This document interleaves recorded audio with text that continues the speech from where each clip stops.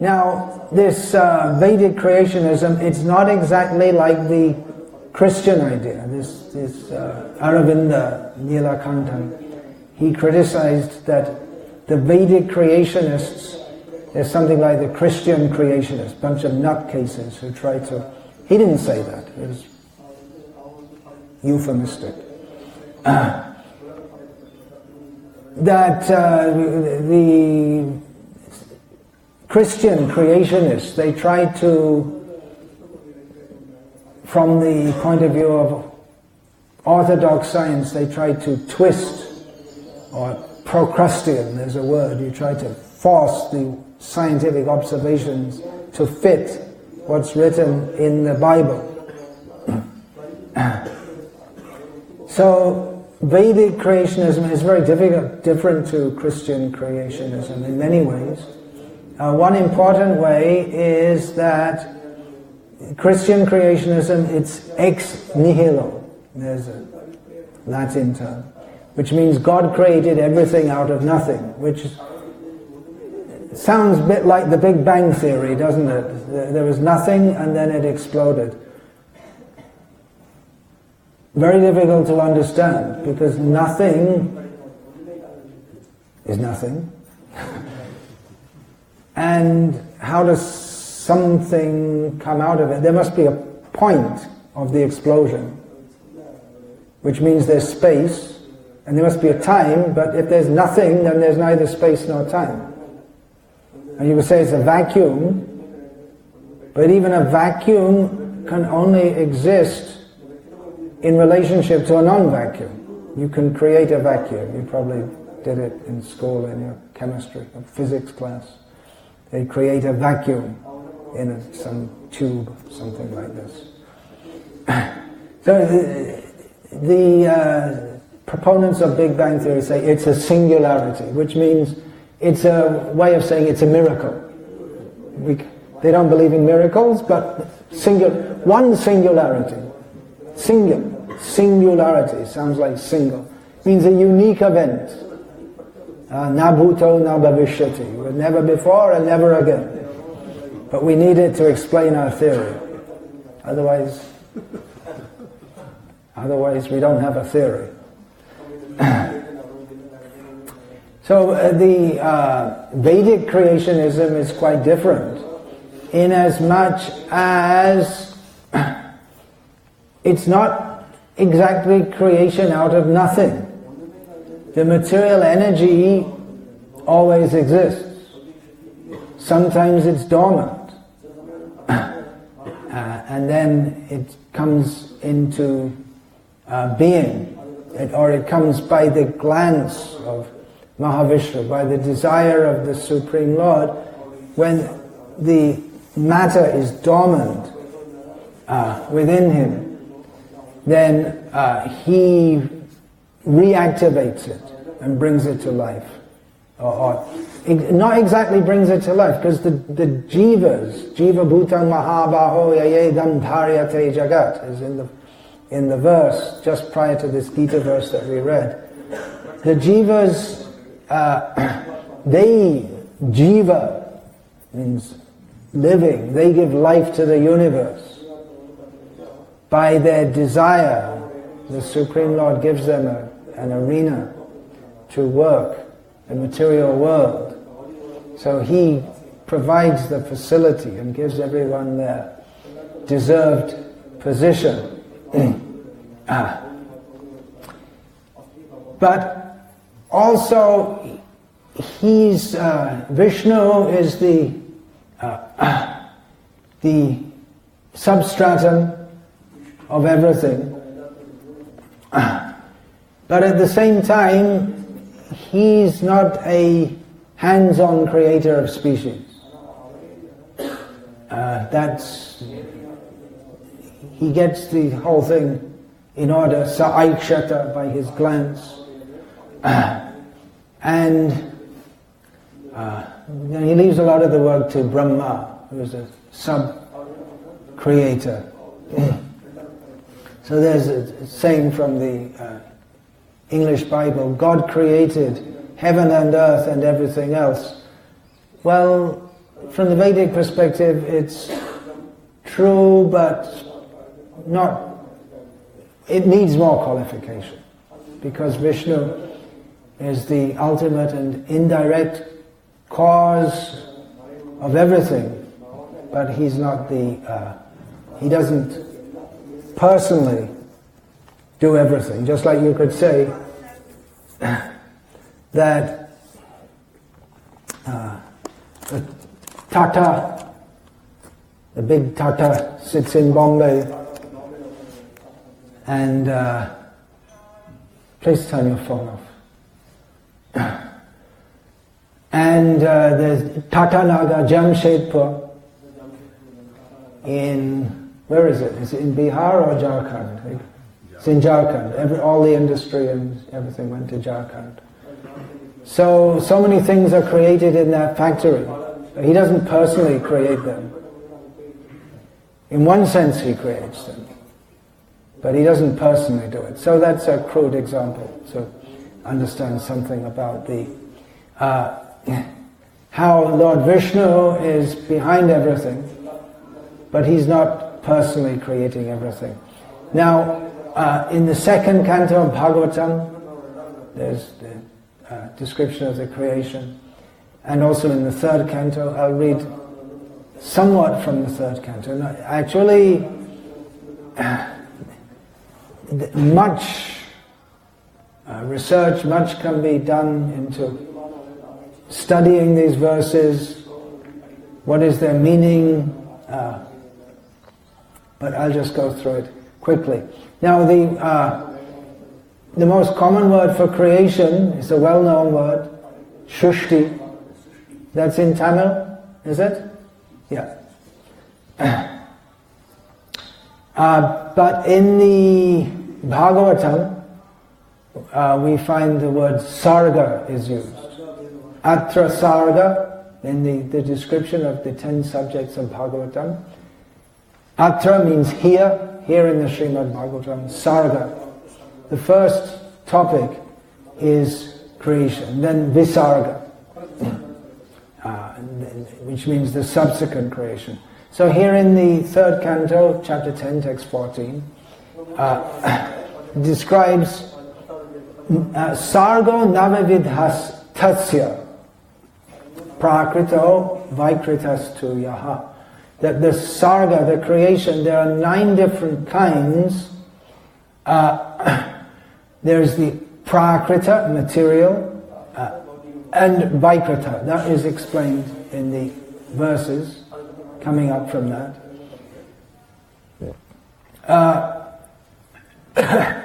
What this means.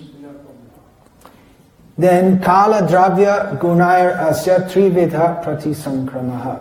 So you can already understand that it's quite complex just from one verse which introduces this subject. I should read the verse prior to this. It's also very important. Yatedanim tatagre cha paschadapyeta didrisham. This cosmic manifestation is as it is now. It was the same in the past, and it will continue in the same way in the future. So it's not a singularity. It's not just one time that it happens, but it's going on again and again. Bhutva bhutva praliyate. Again and again it's created or comes into being, and again it is destroyed.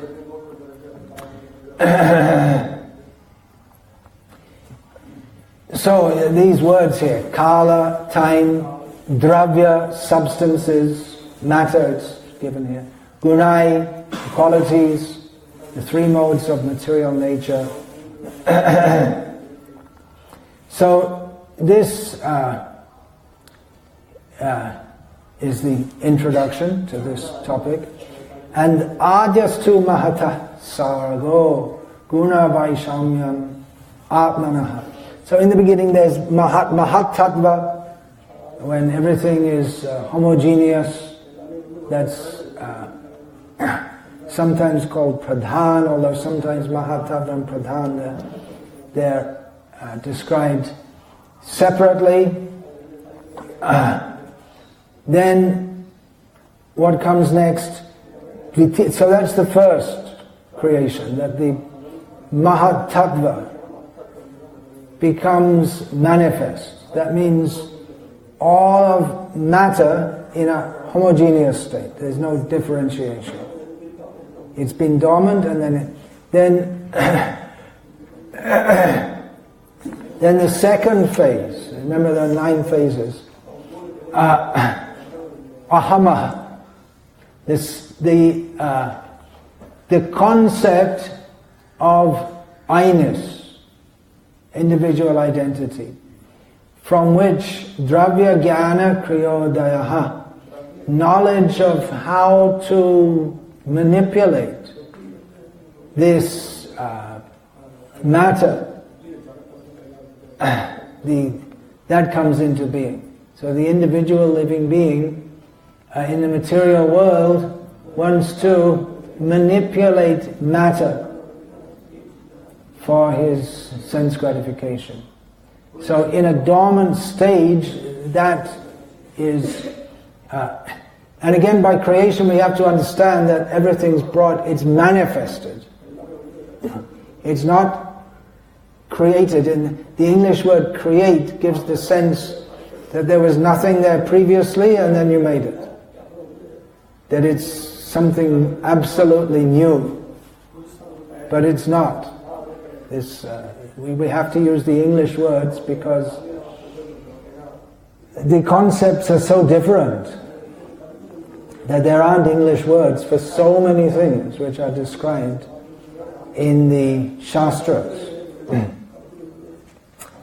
So the third stage of creation is Bhuta Sargas Tritiyas tu Tanmatro Dravya Shaktiman. Again, these verses can be analyzed, the Sanskrit words, and exactly what they mean in this context. But basically this means that sense perception, the third stage, is that of sense perception in the Bhuta Sarga. This is the Sarga, the creation of matter. Then the Tanmatra, which means the sensual perception, the sense of touching, tasting, smelling, hearing, feeling. These come into being, along with the elements, or along with the matter that is to be perceived, because you can't see unless there's something to see. You can't hear unless there's sound to hear. So it's a very, very different conception of creation to that of, if we say science, they don't exactly believe in creation, but we could say it's coming into being in that sense. It's a very different idea altogether. Then Chaturtha Aindriya Sargo Yastu Jnana Kriyatmakaha. The fourth stage is again, it refers to the indriyas, to the senses. Here there are two kinds of senses. Again, the English word sense, it doesn't cover the Sanskrit term indriya, because what are called the senses, sense of touch, taste, smell, and so on. But also these are the gyanendriyas by which there is perception. And there are also the karmendriyas by which we can do things. So in this sense, the legs are also indriyas, they're also called senses, because you can do so, you can walk from here to there. With the arms you can do work. And the center of both of these sets of senses, karmendriyas, working senses, and gyanendriyas, senses of perception, is the mind, which brings them all together into one organized unit. Then Vaikariko. This means the interaction of the mode of goodness. Deva Sargaha. This is Panchamo Yanmayang Manaha. Then comes into being the controlling deities of all these senses and of everything else. That comes into being by the interaction of the mode of goodness, of which the mind is the sum total. Not very easy to understand. Again, we shall require some experts to unpack all of this stuff and explain it. I'm just saying what it is. Shashtas, the sixth, to tamasas sarga.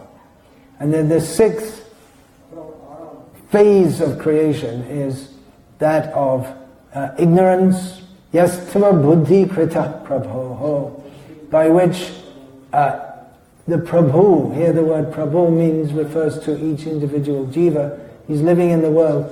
He's supposed to be Satchidanandamaya. He is, by nature, full of knowledge, eternity and bliss, but he becomes a fool by the influence of the mode of ignorance. So, in one sense he has knowledge, he has perception, but his understanding of that is all foolish. Then, these six, they're called the Prakrita Sarga. These are all creations of the material energy. So, and then there's the Vaikriti, the secondary creations of Brahma. So, presumably that is equivalent to Visarga.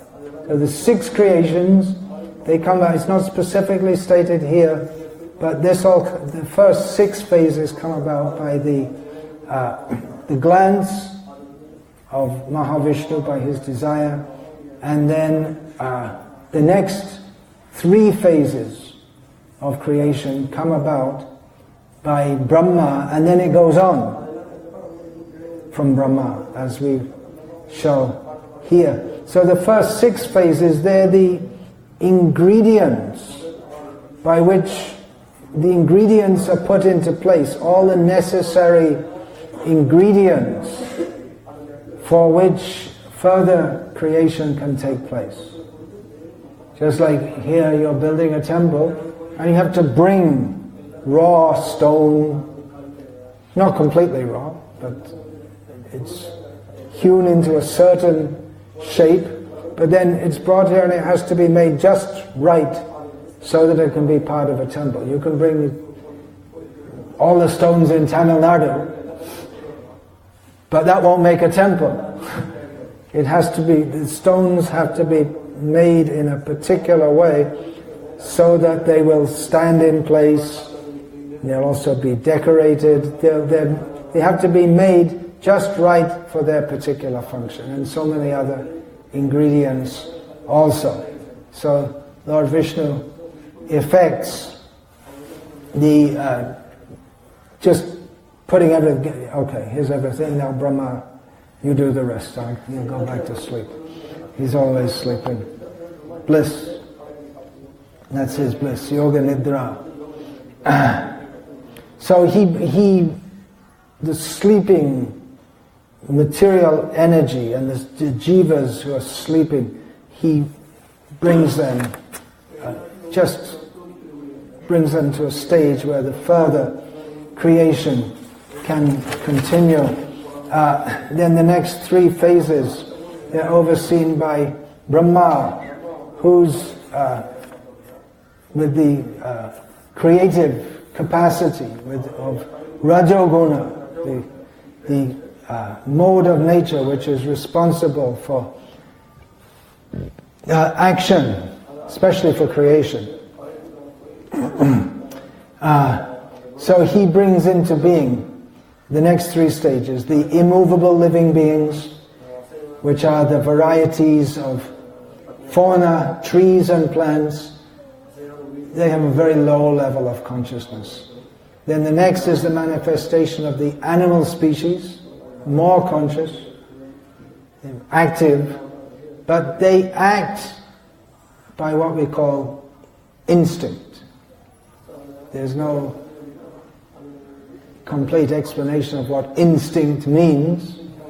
We can understand that means they're driven by desire also, their own desire which they had in previous lives, but that's all under the supervision of the Supreme Lord as the Supersoul. Animals, they also have desires. You can see. The hungry cows, they're always pretty much hungry, so if you bring them some gur, they become enthusiastic, they desire it, they like it. So they have desires also, and the different species of life are there for, on one hand, punishment, on one hand, fulfilling desires also. And then comes the human species. So the modern idea of biological evolution, it goes from simple, the idea that originally there's some simple cells, biological cells, and they combine and gradually it comes up to the human species. So Vedic Creationism, that also admits that they're the less developed species, and then up to the human species. There are three distinct parts of Brahma's creation. They appear in sequence. 1, 2, 3, like that. So this is the secondary creation. Of course, this is all taking place within one Brahmanda. One Brahmanda is translated as universe. There are many universes. If we step back from this universe, or we consider beyond this universe, there are so many universes. How they come into existence, Srila Prabhupada described. Now I'm going to be reading from sections of Srila Prabhupada's writings. Srila Prabhupada writes, in a corner of the spiritual skies, Brahma Jyoti is a spiritual cloud sometimes appears. And the covered portion is called the Mahatattva. The Lord then, by his plenary portion as Mahavishnu, lies down within the water of the Mahatattva. So, okay, there's the Brahma Jyoti in the spiritual world. Oh, I should have given you a printout of this. I didn't. Anyway. A cloud appears, and then Mahavishnu lies down within the water of that Mahatattva. And while Mahavishnu sleeps within the water, innumerable universes are generated along with his breathing. These universes are floating and they're scattered all over the water. They stay only during the breathing period of Mahavishnu. Yanishvisita kala matavalamda. Where does that verse go? Jivanti loma vilaja jagadandanatha Vishnur mahan sahayasya kala vishesha Govindamadi purusham tamaham bhajami. I didn't say the first line properly, I left out one word. But anyway, the idea is that Lord Vishnu, Mahavishnu, Karana Dakashai Vishnu, is lying down, and the universes, they emanate from the pores of his bodily hairs as he breathes out. And when he breathes in, they all come back again. So if you're ever feeling puffed up and thinking I'm very important, just think that this is one life in millions of lives, and it's all going on within one breath of Mahavishnu. Then, reading from another purport in the second canto, this material manifestation is necessary to give a chance to the conditioned souls who are unwilling to associate with the Lord in the relationship of loving transcendental service. Instead, they want to enjoy themselves as imitation gods. The living entities are constitutionally eternal servitors of the Lord, but some of them, because of misusing their independence, do not wish to serve. Therefore, they are allowed to enjoy the material nature, which is called Maya, or illusion. Their desire to enjoy the material world is called Maya. Because the living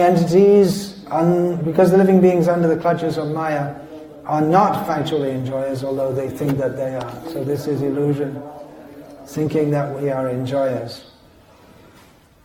Then, in each and every universal globe, the same Mahavishnu enters again as Garbhodakashayi Vishnu, and lies there on the serpent-like Shesha incarnation.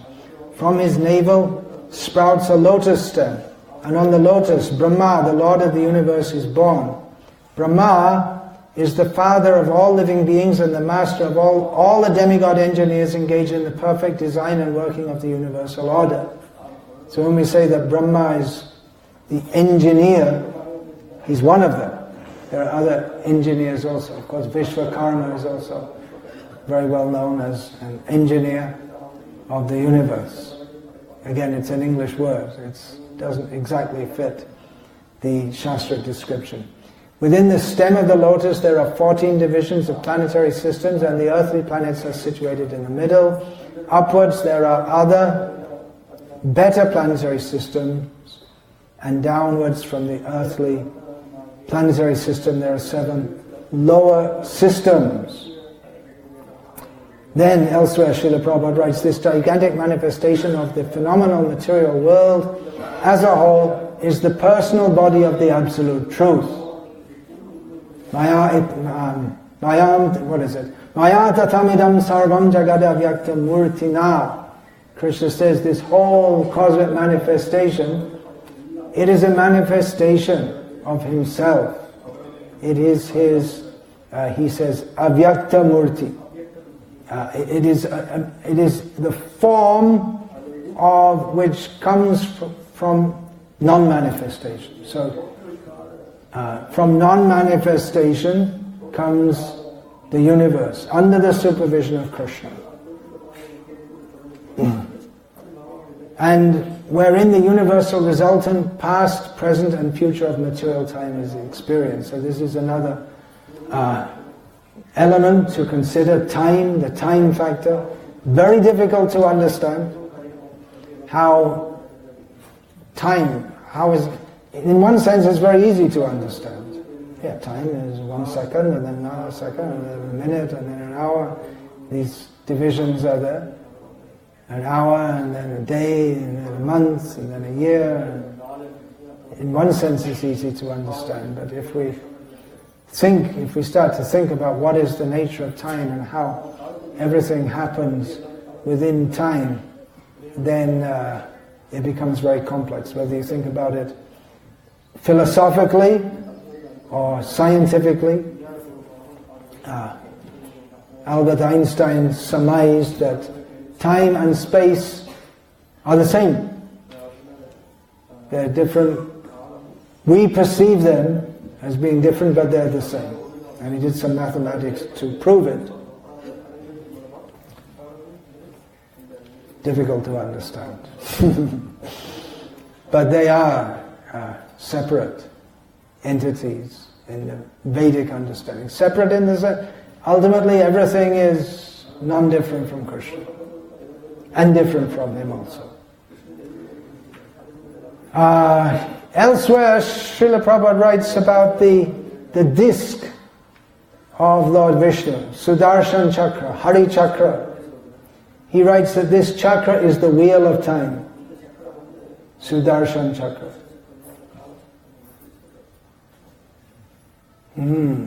Gets more mysterious, huh? Okay, then Brahma's creation.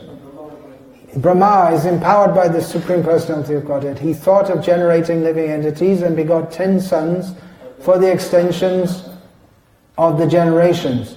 Now, here it gets what would be called, from the modern scientific point of view, very unscientific. Of course, we don't accept their science, but Daksha was born from one of Brahma's thumbs. Thumbelina. There's something. I see that. You all laughed. You know what that is? It's Hans Christian Andersen's story, is it? Some fairy story. I remember the word. But what does it mean? Someone was born from a thumb? Or she's born some girl in some fairy story, born the size of a thumb. Okay. Marichi was born from his mind. Kardama was manifested from the shadow of Brahma. Yeah. Okay. There's nothing to discuss. We can't imagine it. We just accept it, that's all. When Brahma saw that in spite of the presence of sages of great potency, there was no sufficient increase in population, he seriously began to consider how the population could be increased. 2 other forms were then generated from his body. They are still celebrated as the body of Brahma. The one who had the male form became known as the Manu, named Swayambhuva, and the woman became known as Shatarupa, the queen of the great soul, Manu. Manu begot in Shatarupa 5 children, 2 sons and 3 daughters. The 3 daughters. The first one was Akuti, who was given to the sage Ruchi. Then Devahuti was given to Kardama, and the youngest, Prasuti, was given to Daksha. And from them all the world filled with human population. Human population is very important because it offers the conditioned soul sufficient intelligence to perceive the absolute truth. Daksha was born as the son of Lord Brahma, but he insulted Lord Shiva, and in another birth he became, then it's a whole story how he again had to take birth as the son of the Prachetas. And then in that birth he begot 60 daughters in the womb of his wife Asikni, and then these daughters, they became the wives of various great sages and Prajapatis and exalted personalities, and it's because of them, because of this union, this is where the universe gets populated with not only humans, but demigods, demons, animals, birds, snakes, insects, and so on. Kadama Muni's daughter, Kala, was married to Marichi, and she gave birth to Kashyap, and Kashyap had 17 daughters. He received 17 daughters from Daksha. Out of the 60 daughters, 17 became the wives of Kashyapa, and then they became the mothers of the population of most of the universe, and not just humans. That will be described just a little on. And the Bhagavatam states the names of these daughters and says that their names are very auspicious to hear, so let's hear them. Aditi, Diti, Danu, Kashtha, Arishta, Surasa, Ila, Muni, Krodavasha, Tamra, Surabhi, Sarama, Timi, Vinata, Kadru, Patangi, and Yamini. Please chant Hare Krishna. I'll take a break for 5 minutes. Hare Krishna, Krishna Krishna, Hare Hare. Hare Rama, Hare Rama, Ram Ram, Hare Hare. So, wives of Kashyap, and the offspring from these various wives. Aditi, as is well known, is the mother of the demigods. Diti is the mother of the Daityas. They're sometimes called demons, and Danu is the mother of the Danavas, or another race of demons. Vinata had 2 sons, Garuda, is well known as the carrier of Vishnu, and Anuru, who is better known as Aruna, the chariot driver of the sun god. Then from the wife known as Muni, the Apsaras took birth, the heavenly dancers, courtesans, that's the word, courtesan. Write it down, it just came in my mind now, which means sophisticated prostitute. Then from Surasa, the wife named Surasa, were born the Rakshasas. And from Arishta, the wife called Arishta, were born the Gandharvas. And from Timi came all the aquatics. You've heard of the Timingala. Timi means a whale, but in Timingala means a whale that's so big it eats other whales. And Timi is the name of the mother of all the fish and various related species.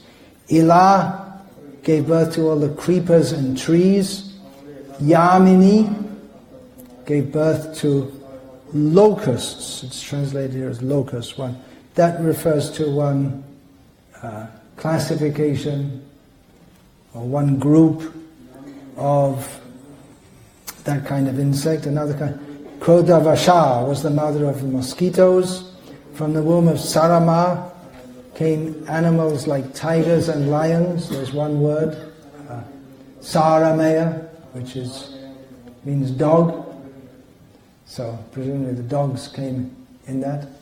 Then from the womb of Surabhi came the cow, the buffalo, and other animals with cloven hooves. It seems to be in ancient culture a big thing, whether animals have cloven hooves or not. You know what that means, cloven hoof? It means a split in the middle. In Manu and in the Old Testament we find certain animals, according to their hooves, they can be killed and eaten or not.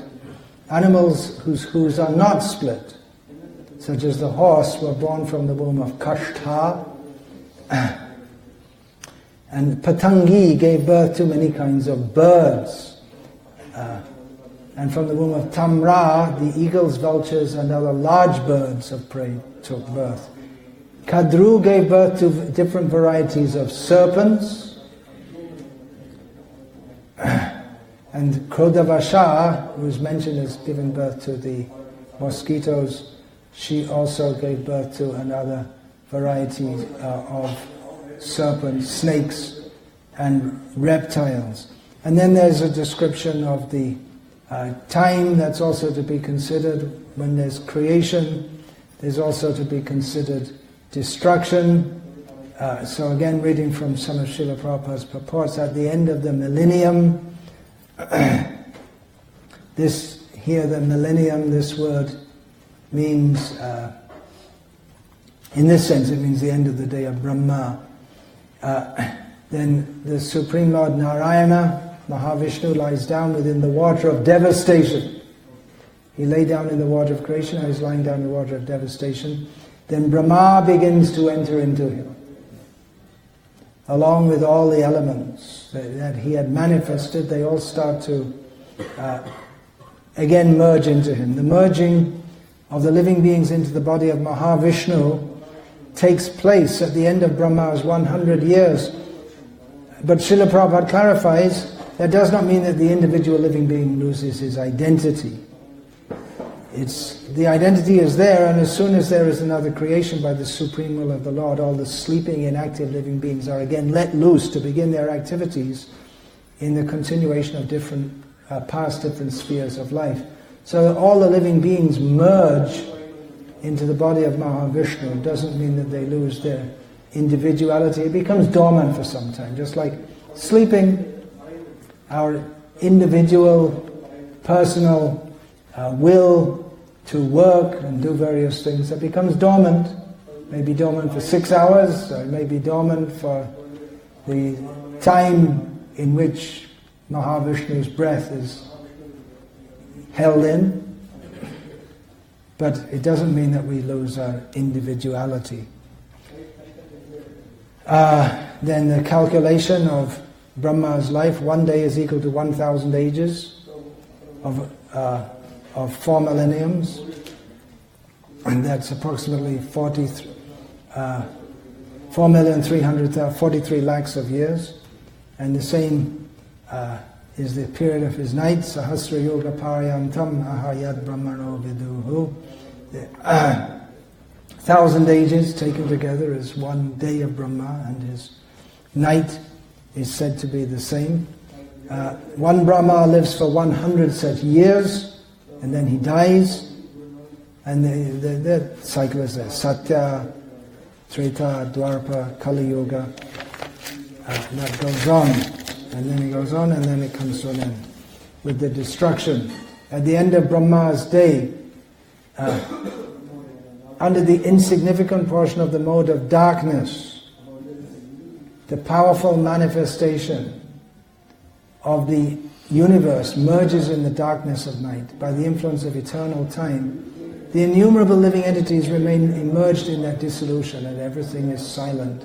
When the night of Brahma ensues, all the three worlds are out of sight, and the sun and the moon are without glare, and fire emanates from the mouth of Sankarshan. All the seas overflow, and hurricane winds blow very violently. Thus the waves of the seas become ferocious, and in no time at all, the three worlds are full of water. Presently, we are just in the beginning of the second half of Brahma's life, Ditya Parardha. Whenever there's any function, the priest will say where we are in Jambudvip, and where we are in time, where we are in space, and where we are in time. So this whole of Brahma's life is less than 1 second for the Supreme Personality of Godhead, who is unchanging and unlimited and is the cause of all causes of the universe. All the universes in seed are emanating from the breathing of Mahavishnu, who is but a partial expansion of the Lord, and all the universes presided over by the Brahmas vanish when the Mahavishnu withdraws his great breath. In this way, the material worlds are being created and vanished by the supreme will of the Lord. So Vedic creationism also means Vedic destructionism. We know what's going to happen. So, this description is there of how everything comes in seed form, then it expands, and you might try to map that onto Big Bang Theory. And I came across something when someone was trying to see, well, you see, it's just like Big Bang, but it's not. There may be some similarities, but it's not Big Bang Theory.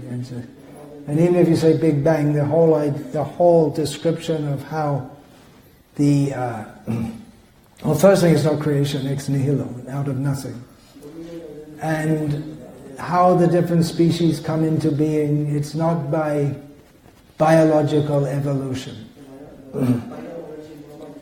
My big question is this idea of biological evolution. You say it's struggle for the survival of the fittest. But if you say everything's come into being from a combination of chemicals, how does it ever come that chemicals, they have this urge to survive and to procreate? And one group of chemicals in one body feels for another some attraction. And different bunches of chemicals come together, maybe two men come together and beat another man to death. Where does that come from? Where does desire come from? Why should a bunch of chemicals desire to live, to eat, to survive? Where does sorrow, pain, and all these things come from? We're working on it. The hard question. the hard question of, it's not just a question of consciousness, but it's a question of desire and volition. Where does it all come about?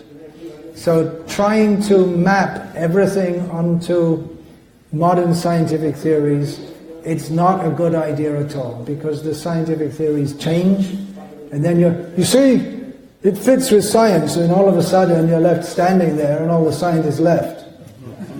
You're trying to speak to all the scientists, it fits with Big Bang. Yeah, but okay, it's a nice... And you gave a nice speech about how it fits with Big Bang, but we already gave that up 50 years ago. By the time you research it and put it all together, anyway their theories are always going to change. That we know for sure. And Big Bang theory seems to be on the way out. It came publicly that one of Stephen Hawking's, the great proponent of Big Bang theory, he said actually he got it all wrong. And scientists, it's a big bounce theory. It expands and then it collapses and expands and collapses. That's closer to the Vedic description, but I wouldn't try to map one onto the other. It's not going to work. The whole idea of trying to understand what's going on in the universe by examining it through our imperfect senses with our limited intelligence and our inability to understand anything properly or clearly, it's a losing proposition from the start. So, better just stick to the Vedic description. That's all. We can't prove it, we can't disprove it. You can't prove modern science theories and you can't disprove them. Well, you can say you can prove some of them. If you accept certain axioms to start off with, unprovable axioms, then you can prove that hydrogen and oxygen are the components of what we call water. Okay, but you can't prove or disprove Big Bang theory, Big Bounce theory, solid state theory, whatever different theories there are as to what the hell's going on in the whole universe all around us. So it's a waste of time anyway to try to pursue all these things. Now it is a fact that, well, I say it's a fact, but I'll try to convince you that it's a fact, that Vedic creationism, as our friend Aravinda Nilakanta calls it, it is more open to attack than even Christian creationism. It's more open to attack and less adjustable to the modern scientific outlook than is Christian creationism. And I suppose Islam must have its own creationism also, because for the very reason that it's very rich and detailed. In the Bible, you just tell, God said, let there be light, and then in 6 days He created everything, and that was it, finished. In 2 paragraphs of the Bible, that's the whole thing, finished. There's not much to say about it, so there's not much to attack or to analyze, and it's also more adjustable. The Roman Catholic Church, the largest religious domination in the world, still at this point in time, they have accepted, yes, evolutionary theory or Big Bang theory, science, we accept everything you say. We just say that God put it in order, that's all. And so you say, well, no, we don't need your God. You can say that if you like, but we don't need your God. So they've tried to make a compromise with that.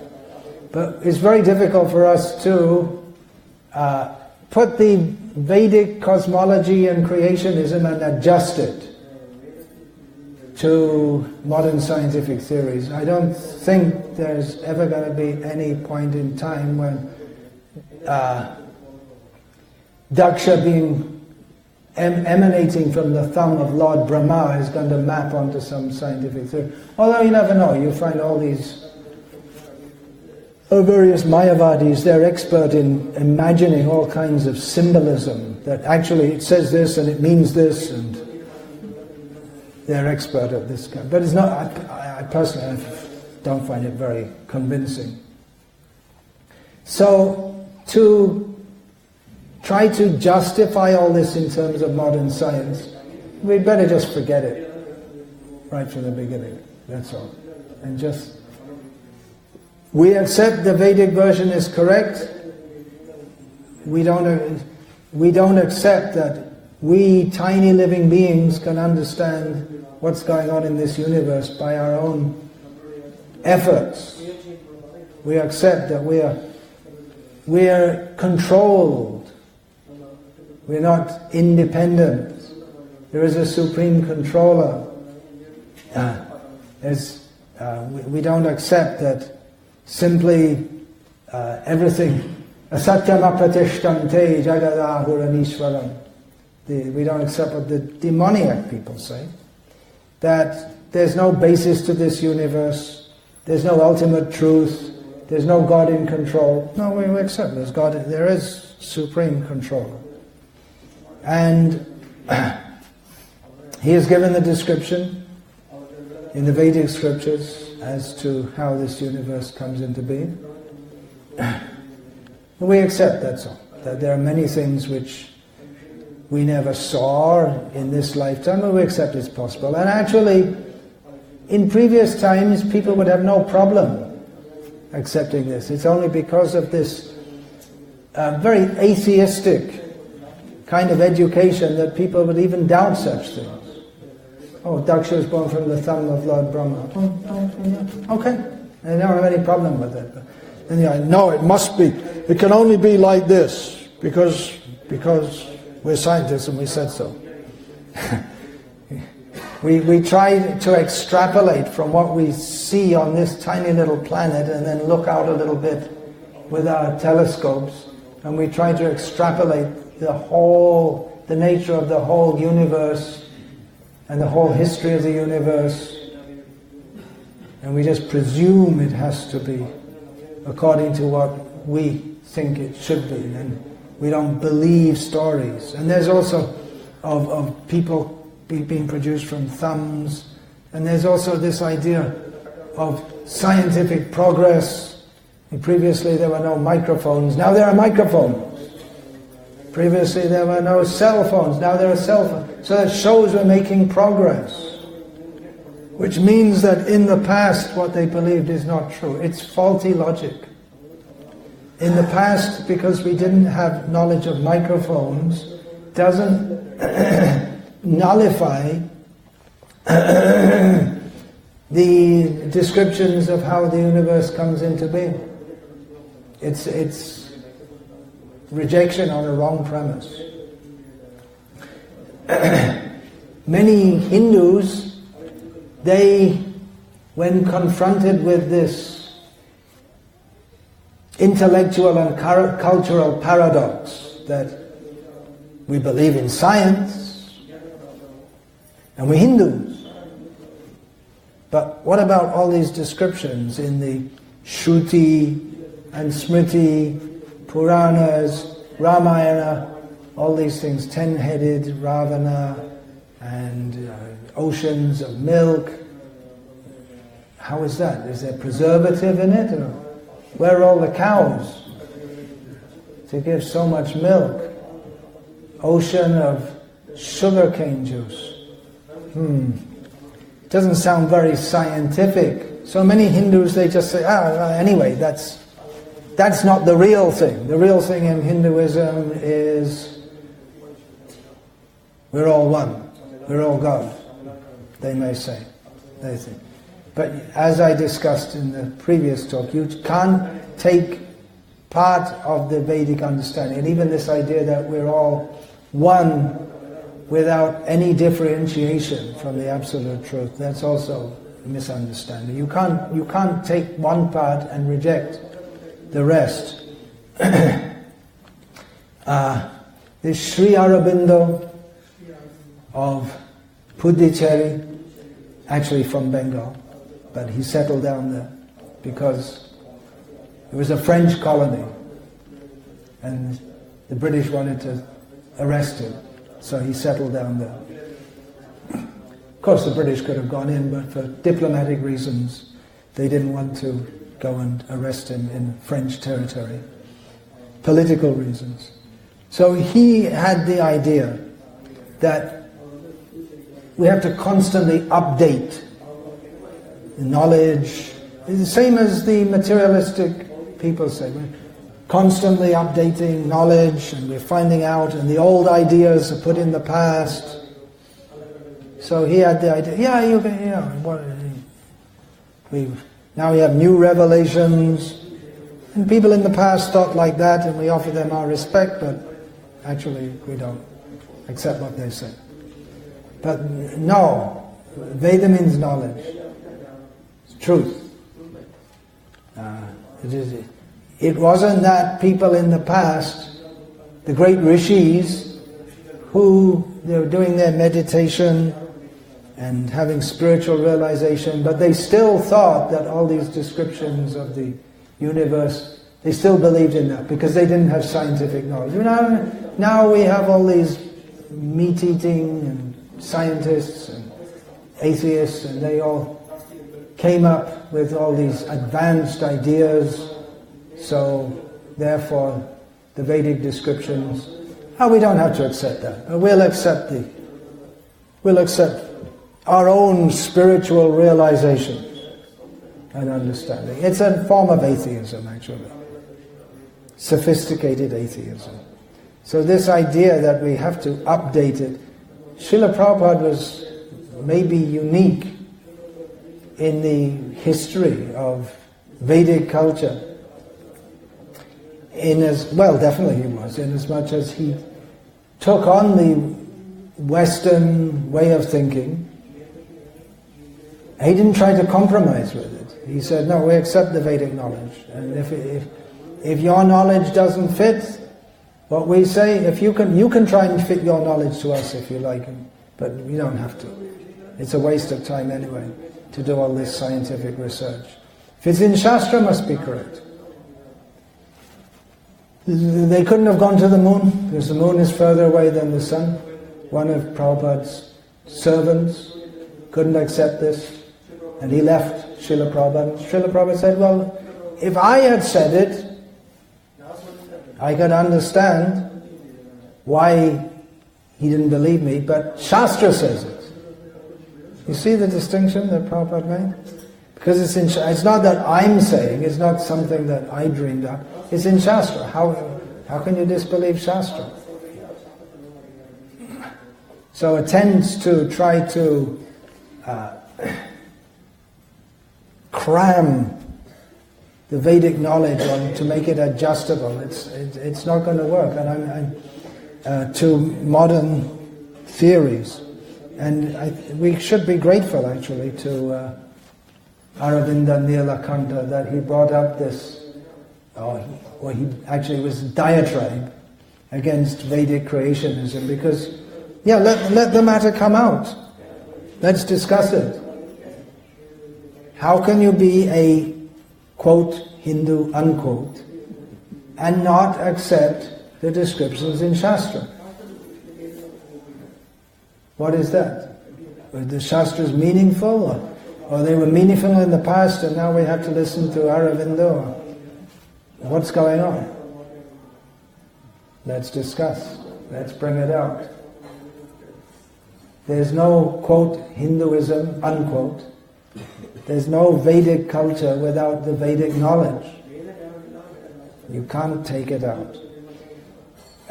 Just as a side note at the end, Srila Bhaktivinoda Thakur, one of his first books, Sri Krishna Samhita, he presented the Vedic narrations of time, the history given in the Vedic narrations, and he scrunched up everything and made the great long times that are described.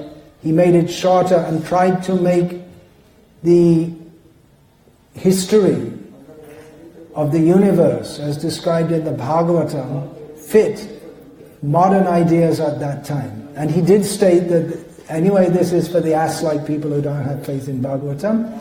but here you should have faith because it fits your theories. He did like that. But if we look now, because the scientific theories have changed, what Bhaktivinoda Thakur said at that time doesn't fit. So he was doing that. He said clearly in his Krishna Samhita that this is, if you don't believe the Bhagavatam, look, even the history fits, with a little adjustment. But you see how it doesn't fit at all now. Because what was considered at the time, yes, this is science, we have to believe it, because it's science. Now it's all completely outdated. So we need to do, we means capable devotees need to do a lot of research. As Sadaputa Prabhu stated, that he started to do a lot of research with Druta Karma Prabhu to see if the descriptions within Shastra of civilized, intelligent human life being present on this planet, can it be justified according to modern scientific theories? Not that can we adjust our theories to modern science, but if modern science, is there anything there which shows how life, intelligent, civilized human life has been on this planet for literally millions of years, which is absolutely, in the modern orthodox way of thinking, that's absolutely passé. No, impossible. But he thought, okay, let's try and see if there is anything. And he and Druta Karma Prabhu became astonished to find, when they started digging, archaeologists dig, when they were researching, that there's a huge body of evidence which indicates this. But it's all been covered up. If you dig up the wrong kind of bones, put them down again and don't say anything about it. Otherwise your theory will kill your career. It actually happened to one archaeologist. She found some bones which were too old, and that was the end of her distinguished career. Because she said, look, I found them there. No, you didn't. Then she was thrown out of all the universities. The knowledge filter. So, Sadaputa Prabhu wrote in one important letter that we didn't think there would be such things. But there's actually a huge body, and that knowledge became compressed into that huge book, Forbidden Archaeology. Forbidden because the scientists don't want to hear it. Then he said that there are so many other fields of Vedic knowledge which we can do research into, but we need experts in various fields to, in other words, having done that project, he was confident that by scientific research we can bring out so many other points which are in the Vedic scriptures, but it requires a lot of research by qualified devotees. So, anyone here with a PhD in paleontology, or, well, that's already been done, but there are all kinds of things. Neurology, neuroscience is big at the present time, is practically retiring. Psychology. So their theory is that, well, by giving various stimuli to the brain, either electric or magnetic or chemical stimuli, to certain parts of the brain, you can induce various kinds of emotions and sensations, including mystical experiences.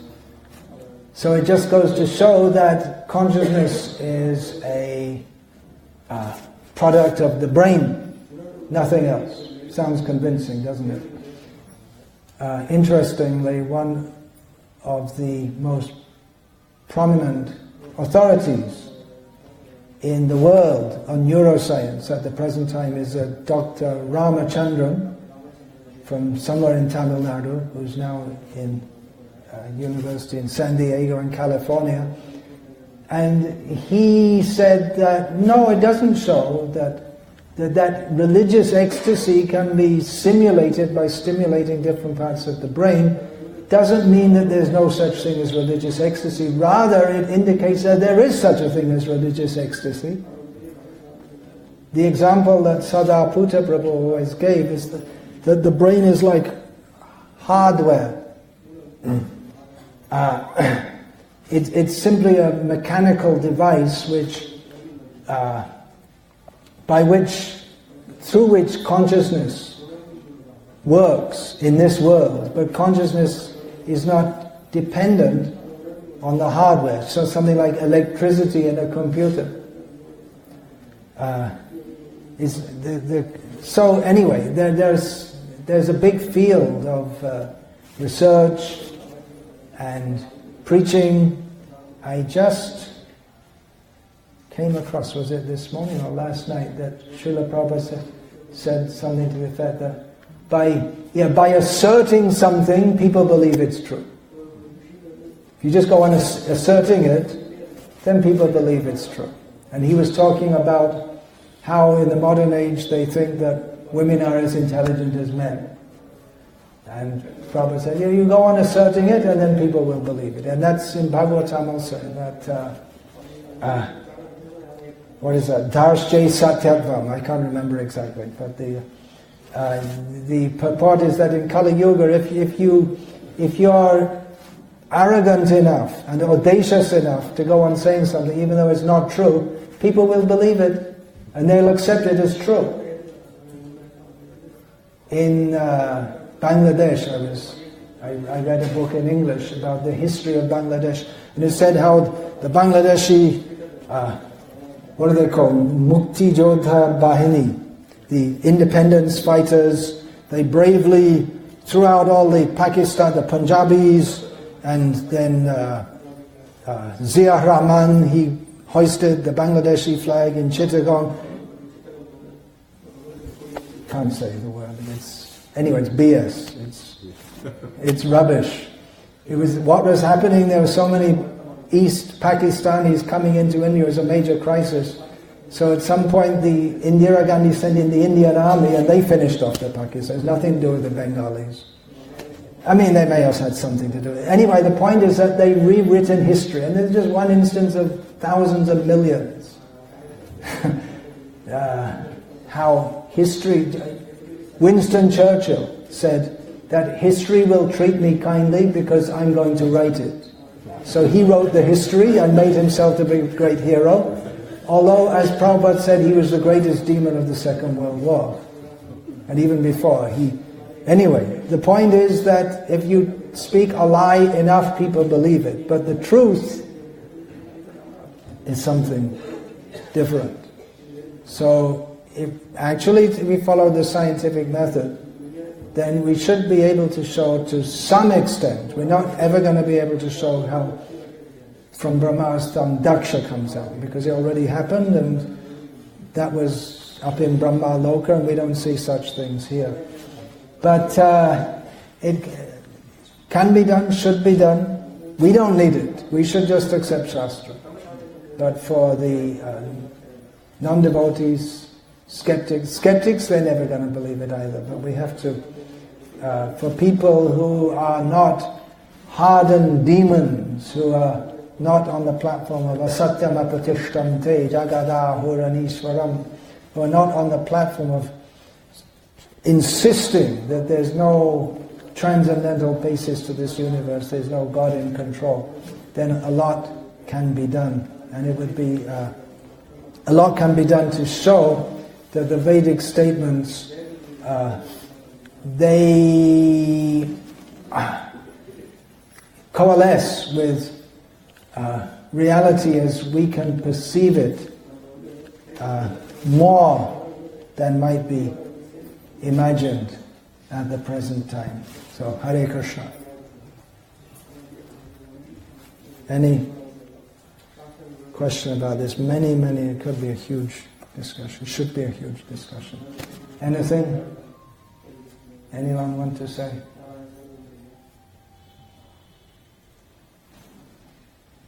From the Shastric point of view, Gokul Chandra Prabhu here is one of the biggest authorities in ISKCON because he took time out to study it. So if you have any questions, you can ask him.